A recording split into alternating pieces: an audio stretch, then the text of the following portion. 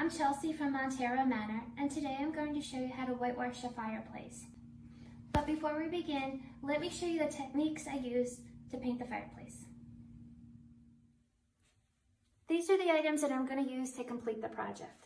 I have my 1 step of brown derby, I have my 1 step of Windsor, obviously my bricks, some trusty paper towels, my spray bottle, a cup of water to rinse my brushes if needed, and 2 brushes.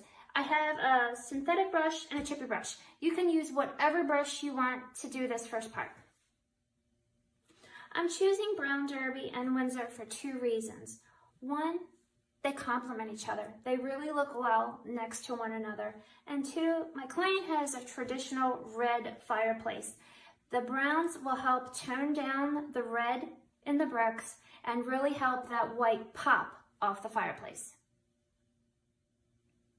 So as you paint the bricks, you'll notice, if I can move this in the light, you'll notice that some of the paint is not going all the way into some of the cracks of the brick. That is totally fine, because in these spots, this is where you're going to want the whitewash to go.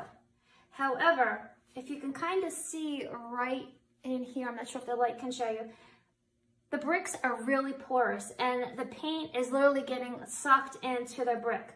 So you want to make sure that you put enough paint on your brick so you get that pop of color, but at the same time, you do not want to saturate it that you have one monotone color. You do want some of the red and some of the cracks to show through. So I'll moisten my other brush, and then we'll do the Windsor so you can see. Now you might think that this really isn't doing much to the brick, but it is toning down that red. And you also want to know that sometimes some bricks might take paint easier than some of the others, so you will have to just eyeball to get the look that you want. But to paint the bricks, it's literally this easy. Feather it in from all the angles to make sure you have it covered, leaving some of those flow lights. So as I finish up this brick, you can see that our first brick is already starting to dry. And if I can get it in the light, you see the shiny areas? That is where the paint is still wet. However, the matted areas, like around here, the paint has already started to dry. That's how quick the brick accepts the paint and the paint dries on its own. So depending on your environment and your bricks, it's roughly going to take about 10 to 15 minutes, 30 minutes to be on the safe side for your bricks to dry. So if you start at the bottom, one side of your fireplace, and work your way up, and then move over to the other side of your top and work your way down, your first brick will already be dry and you can start your whitewash. So now I'm going to get up close and show you how I whitewash the painted brick. You'll see I used a mixture of Bauhaus Buff and water for my wash and Bauhaus Buff by itself for the grout. So let me show you. Did you see close up of how I actually do the whitewash? As you can see, majority's done, but I left a couple bricks to show you, and I'm kind of hoping, I'm trying to move so my shadow doesn't hit, but I take the Bauhaus Buff and I want to get those grout lines really white. I want to get that sand color off. So I come in and paint the grout, but at the same time I don't want a straight line like that, so I kind of feather the paint in. So you feather this in, because I don't want like this straight line, because then it'll look like I painted the grout. So I do that, and then to keep going, because I want the paint to get down into the pores of the grout. I want it to dry a little. I want it to sink in a little. So I'm going to keep going, and then I'll show you. So I'm doing this the same thing, just painting the grout, feathering the sides in, and if I come to one that's already done, I'll just feather it too, just like that. And then again, I gotta tell you, I'm excited with the end result of what I see, and so is my client. I can't wait to show you. So let's just keep painting the ground. I'm just gonna, yeah, we'll do this whole section right here so you can see. Just do this. See, touch these, feather this, feather, paint in. And you don't have to like get, as you can see, like I'm not getting all of the ground. And that's okay, and I'm gonna show you why. But you just have to get like a majority of it. Okay, so now I come back with my paint water, paint wash, water paint, whatever you wanna call it.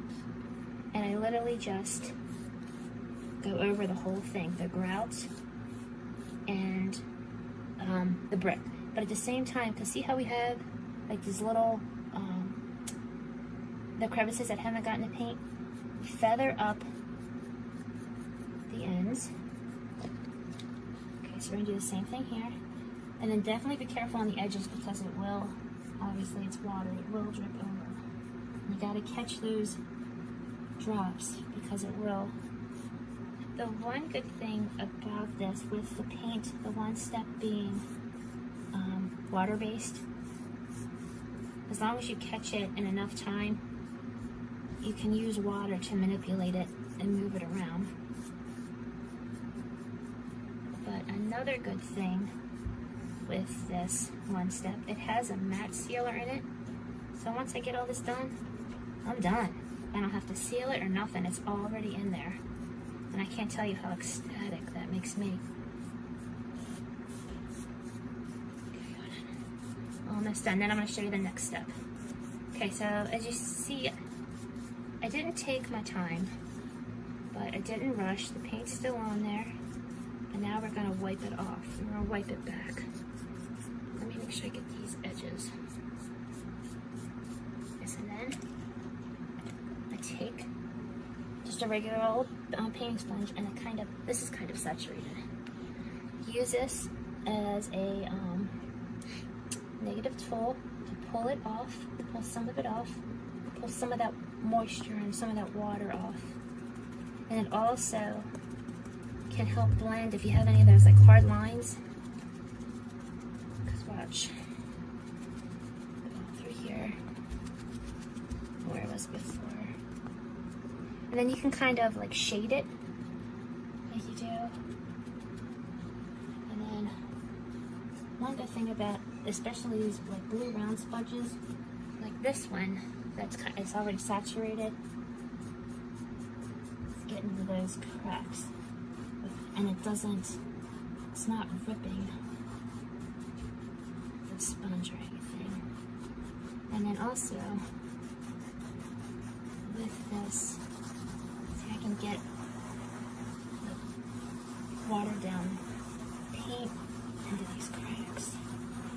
Okay, so now I take rags and I'm literally just now I'm gonna wipe it off. And then you start to see the magic. And it's okay, so my client wants that chocolatey brown to come through. So, you can't really hear. Let me scoot this back somewhere. So some of these, if they're too white or they're too bright, you can, well, if you rub, like some of the new ones, you can rub some of the paint off. A little elbow grease. So what you can do also is, if you can see, can you see, like this one looks, it's a little bit whiter. She kind of likes the chocolatey more. So I just take my spray bottle and you spray it just a little bit of water. Let it sit for a second. And then look, it'll start to, the paint stays in the crevices, but you get that old world look. In there. Ta-da! What do you think? Got a whitewash. And I can say all I gotta do is the sides, and I'm done.